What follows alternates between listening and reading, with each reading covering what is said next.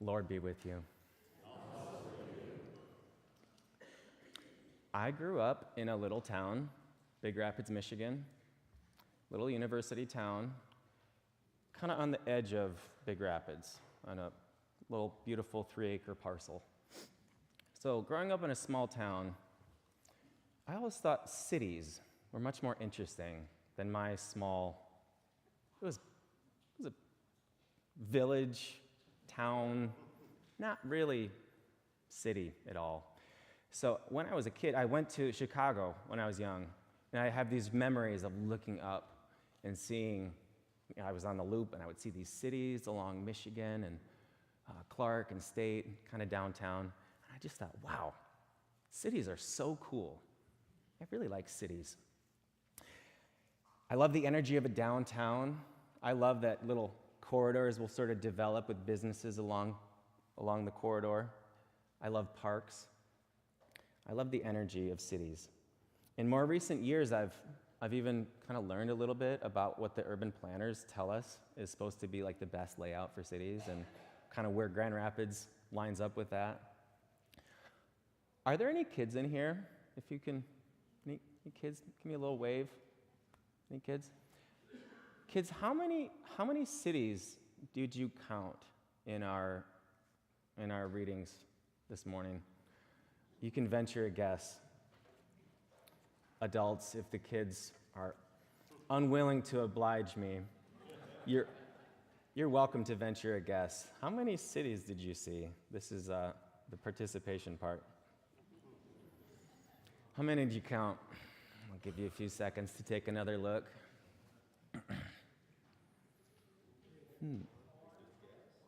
I thought I just heard it. One. Two. I'm hearing all kinds. I'm hearing 2, and I'm hearing 4, and I'm hearing 1.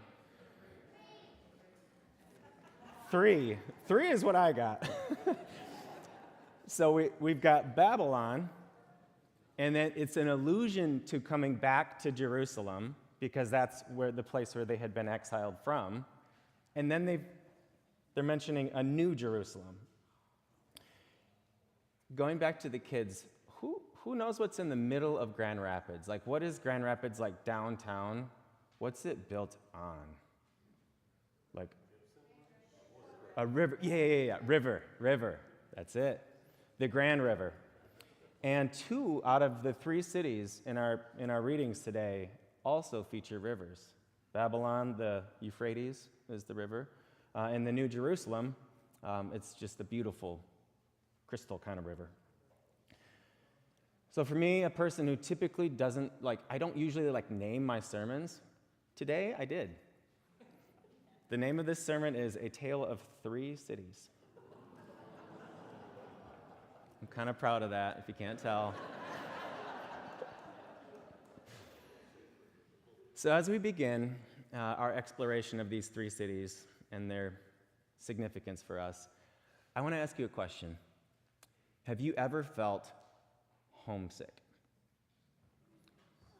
Have you ever felt homesick? And I'm not talking about I'm off at summer camp and I miss mommy kind of homesick. I'm talking about a kind of homesick where you have a deep and just burning longing for something to be different and something to be right and for things to truly feel like home. Have you had that inescapable feeling of just things are not fitting together properly in the world? Maybe relationships aren't quite right. Maybe our connection to the natural world is not quite right. And you just find yourself longing for something better, something truly right. I think the captives, having been carried off to Babylon, might have just felt deeply homesick. Deeply homesick. They're far from Judah, the land they loved, from everything familiar, from their beloved temple, which was now destroyed. We'll maybe recall that it was in exile that a sad yet defiant psalmist wrote Psalm 137, that tragic psalm of lament and imprecation, dashing the heads of the babies. That psalm was written in exile. That kind of rage that they felt being in exile I remember wondering about that at a conference at Calvin, and I stood up and I got to ask Walter Brueggemann, who knows a thing or two about the Psalms.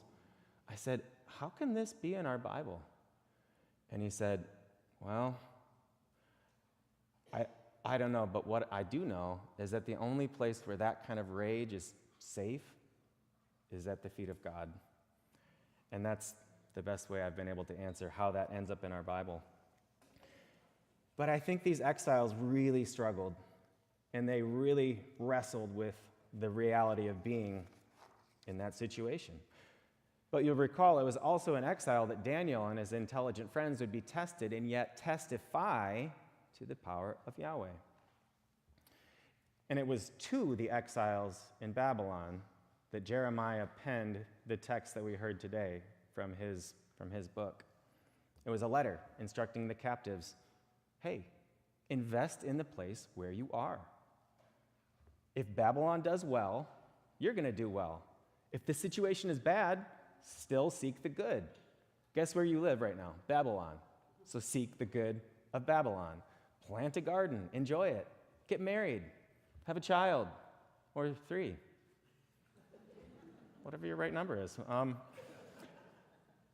And I think the exiles would have been practicing as many of their spiritual habits as they possibly could have. Sabbath rest, eating kosher, anything that might stir up those feelings of home, I think would have been incredibly life-giving. This could be just me, but I'll ask another question. Have you ever felt like a stranger in your own country? I think in some ways, we ourselves can feel like we're in our own kind of Babylon at times. We too can feel like foreigners in a strange land. Our city has no shortage of problems, just like any other city. Affordable housing, clean air, traffic congestion, public safety. So why don't we ask ourselves for a moment, what does seeking the good of Grand Rapids look like? Of Kent County, seeking the good of Kent County, what does that look like? How do we love our neighbors here in West Michigan? As a congregation, I think we can answer that question in a lot of ways. We've got refugee ministry, we've got a welcome home that we purchased a couple years ago that's been working well to serve the needs for housing in our own small way. Mercy and benevolence, households meeting relational needs, mental health committee. I could talk about the ministries that we have. I wanted to just share one story. Many of you will remember that a bright light in our congregation went out just a few short days ago. Nola Galuch is with the Lord now. She suffered a fast advancing cancer, and we said goodbye just a couple of weeks ago. You might also remember the visit train and the meal train. There were people from this congregation showing up pretty much every single day to spend time with Nola and give Vince a break. After Nola died, Vince came into my office.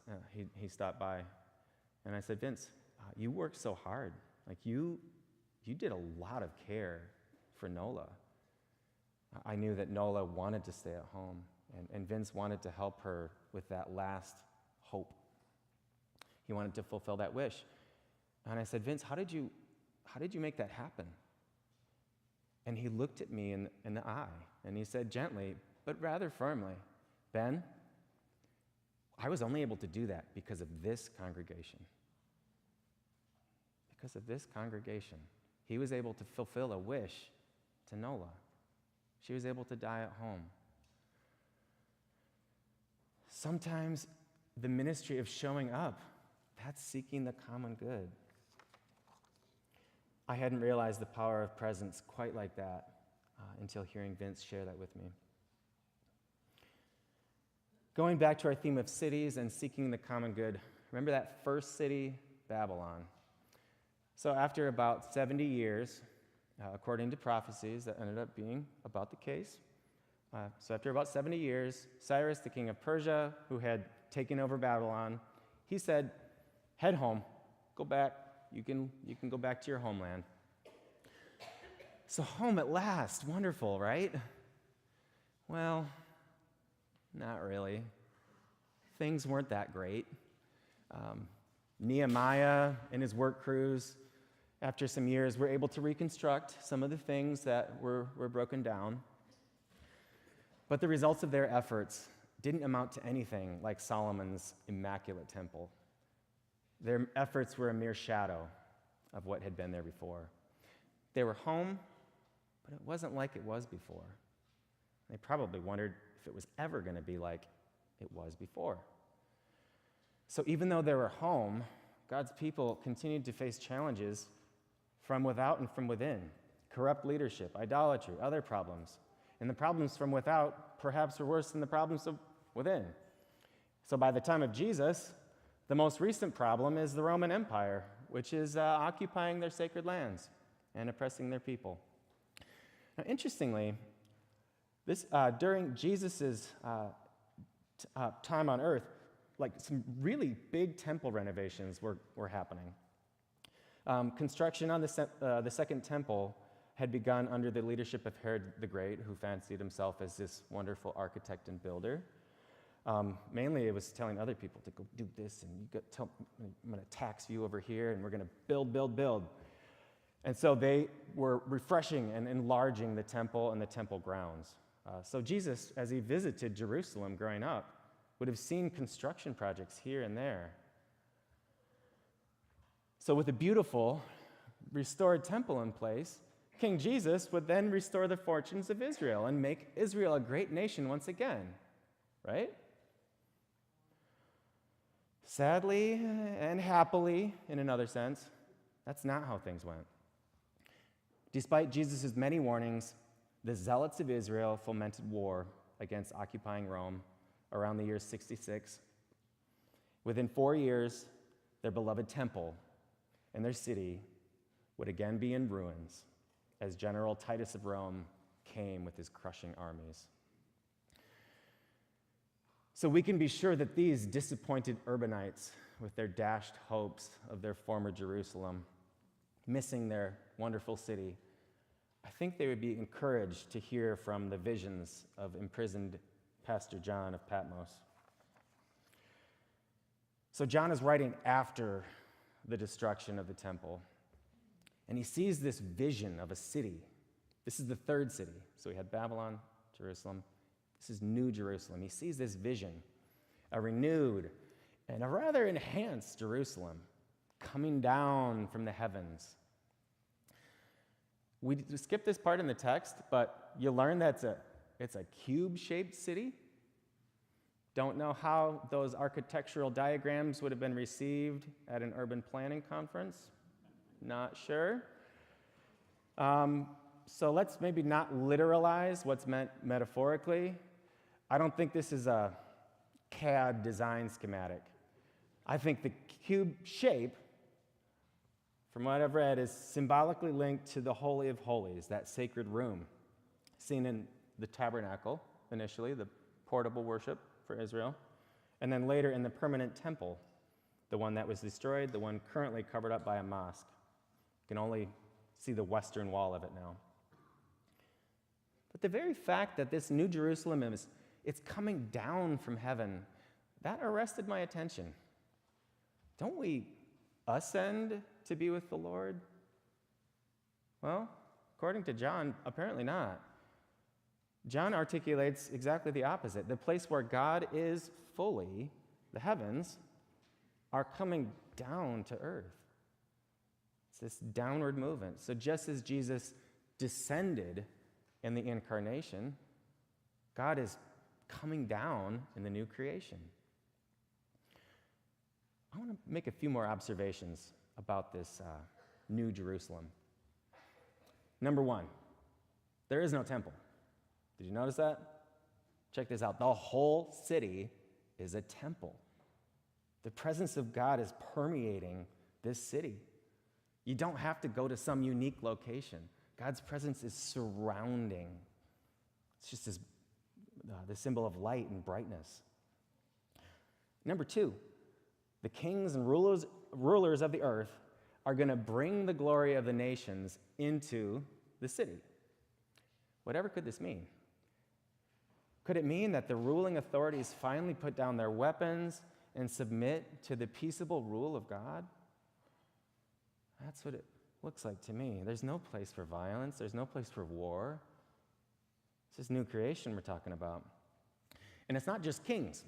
It's also regular people like us bringing their glory, the glory of the nations, into this city. So our human diversity, our complexities, our cultures, those are honored and seen in the New Jerusalem. We're unique and different, and that's God's intention. Observation number 3, Len made this a few weeks ago. The gates don't close. Interesting. You wouldn't want to leave, but you can always come in. There's no need for gates. There's no place for violence. There's no place for war. Come on in. You're welcome here. One more observation regarding this New Jerusalem. Observation number 4. There's a river. Remember that tie-in? There's a river running through this city. But instead of concrete barriers like we have here in Grand Rapids to kind of route the city, there are trees along the bank. And the trees have got these leaves that offer healing for the nations. And I wondered about these leaves, and I wondered about that healing process. Could it be that we carry hurts so deep that we need more than just this one lifetime to heal them? I don't have the answer to that. I don't have the answer to why there are these trees that provide healing, even though we're in the new creation, in the New Jerusalem. Perhaps it's a process, an eternal process of transformation. I don't have answers to these questions, and frankly, I ended up with more questions when it comes to the new creation and to the New Jerusalem. But what I see is a whole lot of goodness in terms of what God is ultimately doing, and that gave me a whole lot of hope. However, as we hear of the grandeur that the vision depicts of this heavenly city, it could be tempting to sort of spiritualize. It could be tempting to turn our religious and spiritual practices into a kind of wishful or imaginative thinking. We've all heard that phrase, that person is so heavenly minded that they are of no... Maybe you've met people like that. I think there can be a temptation to passivity. There can be a temptation to let go and let God. You've heard that, right? Okay. Our very own Deb Reenstra, who unfortunately wasn't able to be here for this, but our very own Deb Reenstra confronted this kind of thinking in her excellent 2022 book, Refugee of Faith. In chapter 6, building on the work of Gail Ramshaw, she talks about how we can move from passivity to citizenship, making a case for active participation and caring for creation. She talks about how it can be tempting to just say, God is in control, when all is not so well. Those 4 words, God is in control, are meant for the best, but they can insinuate possibly the worst. On the one hand, I think God is in control can lead to complacency, where the thinking goes, if God is doing all the heavy lifting, what am I needed for anyway? On the other hand, we can ignore the lamentable reality of human suffering and of the suffering of the earth, making it seem as if God intends bad for creation. So doubly problematic, this, God is in control. It's not that God isn't in control. I think Deb says it well when she says this, God's providence has abundant space for human ingenuity. She suggests that instead of saying or simply thinking to ourselves, God is in control, and letting ourselves off the hook, what if we said this? I'm going to quote her directly. This is painful, but God's Spirit is still at work in this world and in us. God hasn't forgotten us. My friends, with God, we're co-creators. Using the grace of what we've been giving, we collectively become an economy of restoration. We participate actively in the healing of relationships between humans in our created world, between ourselves and our Creator. We participate in what Mother Teresa called small acts of great love to neighbors and to the natural world. And in so doing, we participate in the very life of God. My mother-in-law, Stacy, stopped by our home the other day, unprompted, bearing the gift of a large flat of beautiful native plants from the Calvin sale. She knew that I'd been at work, when I say at work, like an hour a week, so not very much, but I've been trying to plant out portions of my yard. And Stacy knew that I was looking for plants native to Michigan and plants that were salt resistant. So she came with a whole big flat. And her small act of great love inspired me to continue my meager efforts, planting out my gardens. One day, Lord willing, some of these plants will have roots 15 feet deep, filtering out the water in the Coldwater Creek watershed where I live. And all I had to do is stick them in the ground and occasionally water. They're made for this soil. So, small acts of great love, seeking the common good. So whether we feel mostly at home where we find ourselves, or whether we find ourselves homesick, let's heed the call of our forebears in faith.